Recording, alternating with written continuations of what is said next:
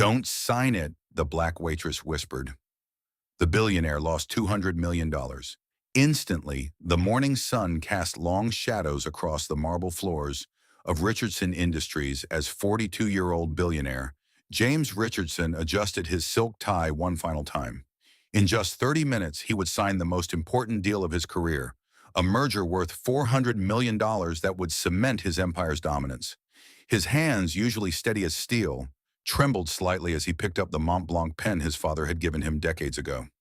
What James didn't know was that across town, 34-year-old Kia Washington was clocking in for another double shift at Murphy's Diner, carrying a secret that would change both their lives forever.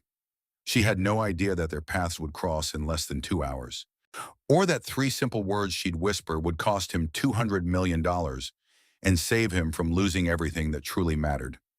Sometimes the most powerful people need saving by those who seem to have the least power of all. Where are you watching from tonight? James Richardson had built his fortune on precision and trust. Every contract, every handshake, every signature had been calculated to perfection. His corner office on the 42nd floor overlooked the city he'd conquered one deal at a time. But today felt different. The merger document sat heavy in his leather briefcase as his driver navigated the morning traffic toward the neutral meeting ground. Murphy's Diner, chosen specifically because it was unremarkable, private, and forgotten by the world that mattered to men like him. Kia had worked at Murphy's for 3 years, ever since her husband Marcus lost his job at the factory. She knew every regular customer's order by heart, remembered their kids' names, and always had a warm smile despite the ache in her feet from standing 14 hours a day. Her section included Booth 7, the corner table that businessmen sometimes chose when they wanted to conduct meetings away from prying eyes. She'd served countless deals over coffee and pie, always invisible, always listening, always forgotten the moment they left. That morning, Kia noticed something unusual. Her regular customer, elderly Mr. Patterson, hadn't touched his usual breakfast. Instead, he sat hunched over a newspaper, his weathered hands shaking as he read the business section. She'd known him for 2 years. He came in every Tuesday and Friday, always ordered scrambled eggs and wheat toast, always left a $5 tip even though his clothes were threadbare and his wallet was thin. "Mr. Patterson, everything all right?" she asked gently, refilling his coffee cup. He looked up with tears in his eyes. "My grandson worked for Richardson Industries for 15 years. Good boy, honest worker. They laid off 300 people last month to make the books look better for some big merger." His voice cracked. "He's got 2 little ones at home, and his wife's expecting again." Kia's heart clenched. She'd heard similar stories too many times. Hard-working families destroyed by decisions made in boardrooms they'd never see. She squeezed Mr. Patterson's shoulder gently. "I'm so sorry. That boy of yours raised a fine man, and good people always find their way." 20 minutes later, she watched a black town car pull up outside. A man in an expensive suit stepped out, briefcase in hand, scanning the diner with the calculating eyes of someone who viewed everything as either useful or disposable. James Richardson had arrived early for his merger meeting, wanting to secure the perfect table for the final negotiations. He chose Booth 7.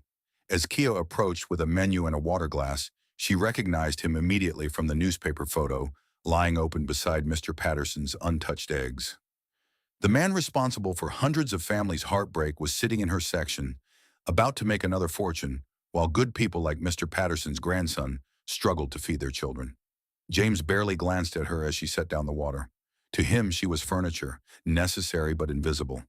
He had no idea that the woman pouring his coffee had just connected his face to Mr. Patterson's tears, or that in the next hour, her conscience would collide with his ambition in a way that would change everything.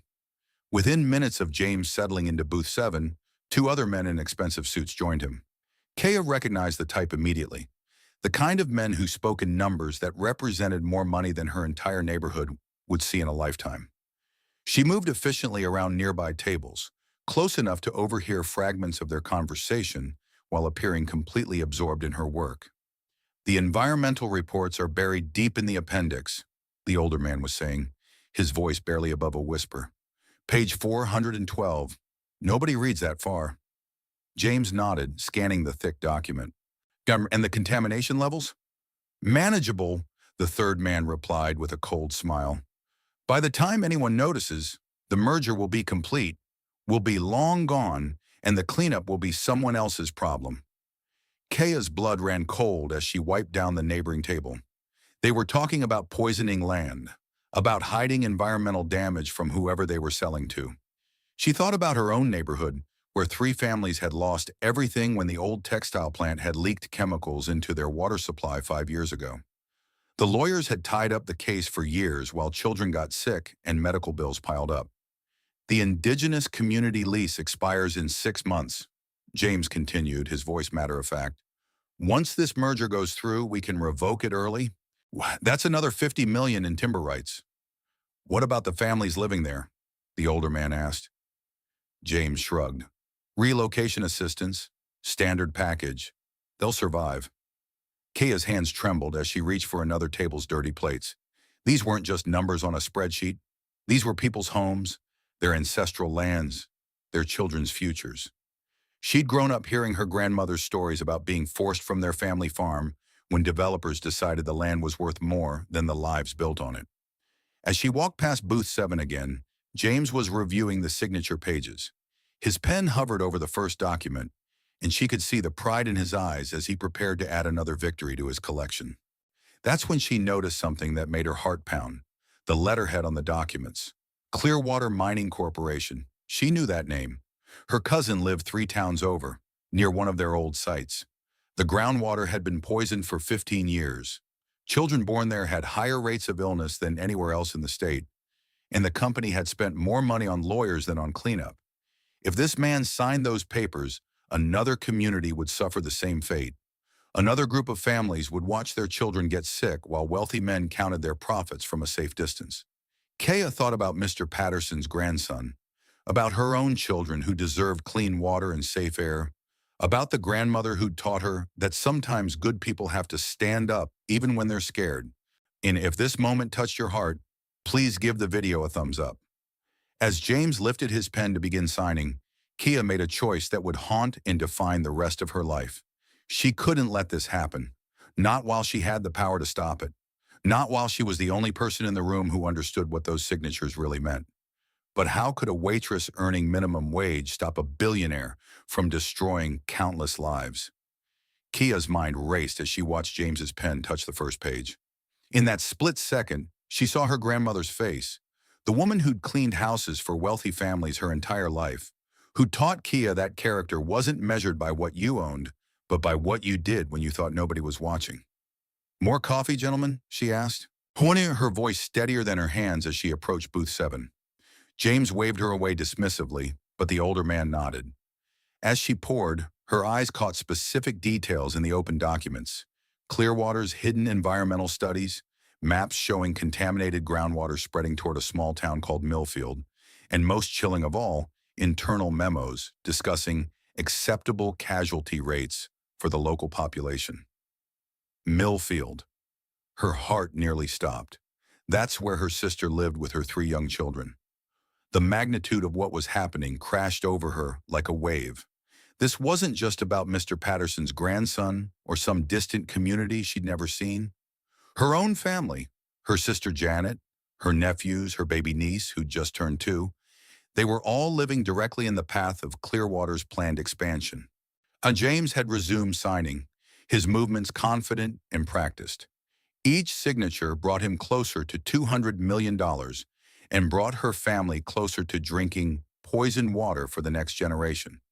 Sir, she heard herself saying before she could stop the words. All 3 men looked up, annoyed at the interruption. James's eyes were cold, impatient. What? Kaya's throat felt dry as desert sand. These men could destroy her life with a phone call. They could have her fired, blacklisted, or even arrested if they claimed she was threatening them. But she thought about little Emma, her sister's baby, taking her first steps in a backyard that would soon be contaminated. I'm sorry to bother you, she began, her voice barely above a whisper, but I couldn't help overhearing. Hey, my sister lives in Millfield. The temperature in the booth seemed to drop 10 degrees. The older man's eyes narrowed dangerously. Young lady, You need to mind your own business and get back to work."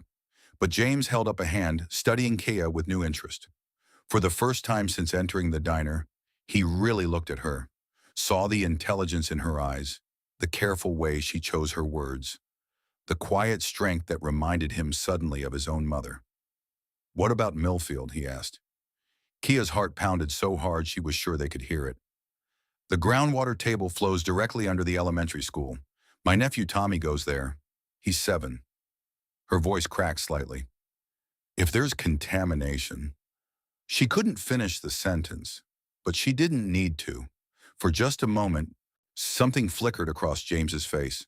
A shadow of doubt, a memory of conscience he'd buried under years of profitable deals. Have you ever faced something like this? A moment when speaking up could cost you everything, but staying silent would cost you your soul? Let us know in the comments. The older man leaned forward aggressively.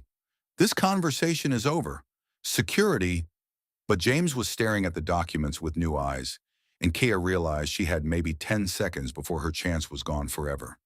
"Don't sign it," Kia whispered, her words cutting through the tension like a blade. The 3 words hung in the air between them, simple yet devastating. James's pen froze halfway to the signature line as every eye in the booth fixed on her.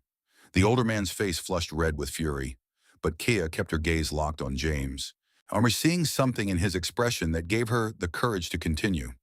"Please," she said quietly, "just don't sign it." "Do you have any idea what you're doing?" the older man hissed. "This deal is worth $400 million. "I know exactly what I'm doing," Kia replied, surprised by the strength in her own voice. "I'm trying to save my family." James set down his pen, leaning back in the booth. "Tell me about Millfield." "There's nothing to tell," the third man interrupted sharply. "The environmental assessments were thorough. Everything's within acceptable parameters." But Kia saw the doubt growing in James's eyes. "My sister moved there because it was safe and affordable. Good schools, clean air, families who looked out for each other. Tommy plays Little League on the field behind Miller's Creek." She paused, at meeting James's gaze directly. "That's the same creek mentioned on page 412 of your documents, the one that'll be contaminated within 18 months. James's hand moved toward the document stack, then stopped. "How do you know about page 412? "Because I was listening. Because I had to." Kia's voice grew stronger. "My grandmother cleaned houses for men like you her whole life. She taught me that sometimes the only difference between good and evil is whether someone with power chooses to use it or abuse it." The older man stood abruptly. "James, we don't have time for this nonsense. Sign the papers." But James was remembering something, a conversation with his father years ago, when the old man was dying. "Son," his father had whispered, "money multiplies, but conscience divides. Oh, every choice cuts away a piece of who you are. Make sure there's something left worth keeping." "What would happen if I didn't sign?" James asked quietly. "You'd lose $200 million, the older man snapped, "and Clearwater would find another buyer within a month, someone with fewer scruples." James looked at Kia, really looked at her. He saw the exhaustion in her eyes from working double shifts, the worry lines that came from counting every dollar, the quiet dignity of someone who'd chosen to risk everything for strangers she'd never meet. She reminded him of someone, his mother, who'd worked 3 jobs to put him through school, who'd taught him that wealth without character was just expensive emptiness. "What's your name?" he asked. "Kia Washington." "Kia," he repeated as if testing how it sounded. "That's a beautiful name." For the first time in hours, she smiled. "It means morning flower in my grandmother's language." James nodded slowly, then did something that shocked everyone in the booth, including himself. He closed the document folder and slid it across the table, away from his pen. If you've been enjoying this story, subscribe to our channel for more heartwarming tales.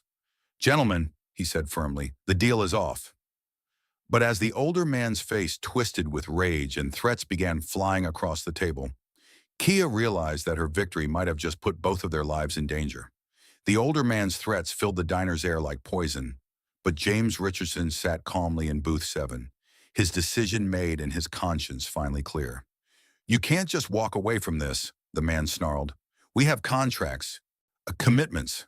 People are expecting—" People are expecting me to make money, James interrupted quietly, but they're not expecting me to sleep at night afterward. He looked at Kia, who stood frozen beside their table, realizing the magnitude of what had just happened. Sometimes the most expensive thing you can buy is peace of mind. The two men stormed out of Murphy's diner, their expensive suits and bitter threats disappearing into the morning traffic. James sat alone with the unsigned documents, feeling lighter than he had in years. The $200 million loss would hurt his company, but it wouldn't destroy it. What would have destroyed him was signing his name to something that would poison children for generations. "Why did you do that?" Kaya asked softly, sliding into the seat across from him. James smiled, not the calculated smile he used in boardrooms, but the genuine expression he hadn't worn since childhood. "Because a wise woman once told me that conscience divides every choice, I decided I wanted to keep the better half." "Your grandmother sounds like she was special." "My mother," he corrected gently. "And yes, she was. She would have liked you." Over the next hour, as the diner's morning rush swirled around them, James learned about Kaya's life, her husband's job loss, her children's dreams, her sister in Millfield. In return, he shared stories his therapist had never heard about the loneliness of wealth, the weight of decisions that affected thousands of lives, and the fear that he'd become someone his parents wouldn't recognize. When it was time to leave, James left a tip that would cover Kia's rent for 3 months. But more importantly, he left his business card with a note written on the back. Environmental consultant position, starting salary, $85,000. Your first project, auditing all Richardson Industries environmental practices, CJR. "I don't have a college degree," Kaya protested. "You have something better," James replied. "You have integrity." 6 months later, Richardson Industries became the first major corporation to voluntarily exceed federal environmental standards. James had discovered that doing the right thing, while initially expensive, attracted investors and customers who valued long-term thinking over short-term profits. The company's stock price, after an initial dip, had recovered stronger than ever.